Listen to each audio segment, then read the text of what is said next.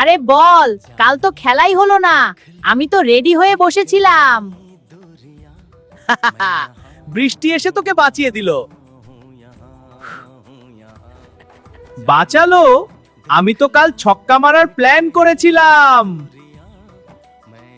আজ কিন্তু বাঁচতে পারবি না, আজ আবার ইন্ডিয়ার ম্যাচ। সমস্যা নেই, আজ আমার হাতে আছে ঈশান কিষান। আর আমার সামনে আছে অভিষেক শর্মা, আজ তোকে উড়িয়ে দেবে। উড়িয়ে দেবে? তাহলে তো তুই গ্যালারিতে হারিয়ে যাবি। না ভাই, আজ আমি সরাসরি স্টাম্পে গিয়ে লাগবো।